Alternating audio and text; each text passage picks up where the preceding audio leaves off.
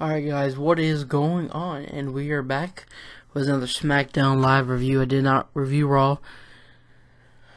Haven't even watched it yet, and I'm not going to because from what I've heard, it was not good. That's normally what Raw is, so I knew I was going to come out here with a SmackDown live review because of currently my favorite wrestler in WWE is the new WWE champion, so of course I was going to watch SmackDown live.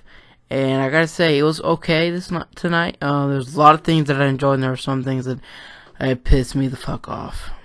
And there's one guy, and that one guy is Ellsworth. And we'll get into that when the time comes. So, here's Bray Wyatt out to start the show, and damn did I love the promo. And I gotta say, I was kind of iffy on the fans cheering him, because he was such a good heel when they booed him. But honestly, it felt awesome to see that reaction that they gave him. It really did, because I usually am getting tired of the "you deserve it" chants, because they throw that out there to every damn body, and I gotta say, he does deserve it. That's just one person that I don't mind them saying it for. But I'm pretty sure you guys know what I'm talking about when they throw that out there to every single freaking wrestler, the "you deserve it" chant. So I'm not too big of a fan of those. John Cena though comes out to interrupt Bray Wyatt after he's cutting a fantastic promo like he normally does. And John Cena wants that rematch. And he even addresses the "you deserve it" chants, which I thought that was pretty funny. Then after that, out comes AJ Styles, and he needs a rematch as well. And Daniel Bryan sets up a triple threat title match as the main event. Damn, was it a good match? And I'll save that for the end so we can discuss all that good stuff. The first match on the show was the Ascension versus American Alpha. Now, I know Sunday night, that whole thing with American Alpha and the Ascension, I said that it kind of felt like Ascension was going to win. After going back, I knew they were going to lose the whole time. It's just the way WWE handles the Ascension. I feel like they don't give a fuck about the Ascension, and neither do I, to be honest. But this match, they did alright. They kind of kept up. So American Alpha gets the win, and they actually hit their finishing move, the Grand Aptitude or whatever, out of nowhere, which I really did like that. Jason Jordan just kind of runs in and takes out Connor. Gable throws him up, and Jordan then throws up Victor and into the Grand Attitude finisher, which I thought that was pretty cool, actually. I enjoyed that a lot. I really did. So we get Ellsworth. God damn it, I hate this guy. Ellsworth is out, and well, he cuts a shitty promo as normal. I was expecting that because the guy's a fucking no talent trash piece of shit. And he's with Carmella, of course. Yay for us. And what makes me happy is here comes Dean Ambrose. As I've said in this reviews, if you watched before, that I'm kind of getting tired of seeing Dean Ambrose. I'm just saying it now, he's gotten boring to me. So here comes, we're waiting for where's Dean Ambrose? What the hell's going on? And I'm like thinking after a couple, 30 seconds, I'm like, yep, I think someone's attacked him backstage. And if it wasn't for Baron Corbin, here comes Baron Corbin, throws Dean Ambrose down, and Baron Corbin throws him off the ramp a little bit or whatever on the side over there near the production area. And Ambrose fights out of it, jumps off a case, but Corbin moves. And so Dean Ambrose runs at Corbin again, and a nasty deep six into the production table, which I thought that was pretty cool. I really, really did. That was pretty cool. I gotta say this now. Baron Corbin either needs to have a match for the WWE title soon, or he needs to beat Dean Ambrose for the IC title at WrestleMania. That's just the way I feel about it right now. He is just an amazing superstar. He really is. And I just noticed it. I was noticing a lot of little things in the show. The fucking cookies on the production table.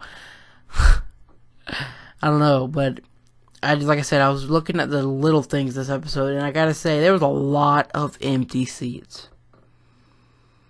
Or is that just me noticing the little things too much and paying attention a little bit too much to things that don't matter to the show? But hey, I don't give a fuck. Just how I am. Sometimes I don't watch wrestling shows. So, we get Becky Lynch versus Mickie James. And this match was actually decent. It was pretty good, I have to say. Mickie James played possum at the end, as she looked like she dislocated her shoulder, and it really did. She got everybody, and when the referee tells Becky Lynch to get back, she comes up, Mickie James pops right up with the mitt kick and gets the win, and it's tied 1-1 with Becky Lynch. You know, I said at my Elimination Chamber review, she's just here to put over people, and she still is. At the end of this whole thing, Becky Lynch is going to be the one standing tall. And I can say this time and time again. That's just how it's going to be. So after that match, we had Nikki Bella in the back. And they're talking about what happened at Elimination Chamber when her and Natty, Natalya, got into it at the back and spilt something all over Maurice. And I'm just sitting here thinking, there's rumors going around that it's going to be Miz and Maurice versus Cena and Nikki Bella. Maybe that helps set up to that rivalry. But right now we're still focused on the Natalya and Nikki Bella. Now, Jada Bryan says that she's got something that is going to make Nikki Bella really happy. As I just hit my mic. And Natalya comes up, talking about how she gets everything again. So, they start fighting in the back, and Dean Ambrose has enough. Not Dean Ambrose, goddammit. Daniel Bryan has enough, and says next week, Falls Count Anywhere match. And at first I was like, I don't know. Maybe it'll be good. I'm thinking it will. We move on into a backstage interview with Dolph Ziggler. And they're asking him what happened, and he goes on a thing where he says he's going to take out all the new generation. The new era will be gone, and the only thing that I can think that come of this is he's basically taking care of Apollo Crews and Calypso, even though he lost.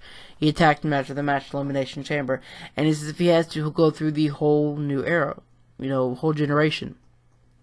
What I'm thinking is we saw Ty Dillinger debut at the Royal Rumble. Why not bring him up to face Dolph Ziggler? Hey. That's what went through my head. When I saw that, I'm like, that's gotta happen. If it doesn't, I'm gonna be pretty damn pissed. So, let's move on. Let's keep moving on. We're getting right through this review. Naomi is out. And basically talking about how, she's a champion. And she got injured in her match. I don't know. I saw a lot of people on Twitter saying it's a work. I have no idea. Here comes Alexa Bliss, who I said this in my Elimination Chamber review. I'm not that big of a fan of Naomi. Alexa Bliss was great for that Women's Championship, and they took it off her, so I'm a little bit pissed over that, but sets up a match for next week. Again, next week, 2 women's matches. Then Natalya and Nikki Bella in a Falls Count Anywhere, and now Alexa Bliss getting her rematch against Naomi. Now, if the match will even happen, we'll kind of tell if that injury is not a work or not. I usually don't throw the work thing in on the injuries too much, but I don't know. I saw a lot of things on Twitter about it, so I just kind of got me talking about maybe it could be a work, but I don't know. Maybe not. So, our triple threat title match at the main event. John Cena comes out. Here comes AJ Styles, and right when Bray Wyatt walks down the ramp, right when he gets to the steps, the lights come on, and it's Luke Harper takes out Bray Wyatt. I love it. They need to continue on with this feud, because this whole thing for WrestleMania, a lot of people were worried about is John Cena versus Randy Orton. I said this in my Royal Rumble review. You know what? I kind of didn't want to see it, but you know what? It's going to be a match where you can sit there and safely say that you at least know it's going to be a good match. Now we're going to get a Randy Orton versus Bray Wyatt match, and this whole feud and storyline going into WrestleMania could make this so entertaining. I mean, unbelievably entertaining and interesting. It's going to keep me tuning in every damn week. What a main event. That's all I can say. Bray Wyatt does fight his way back into the match, obviously, but wow. The ending shocked me as well, too.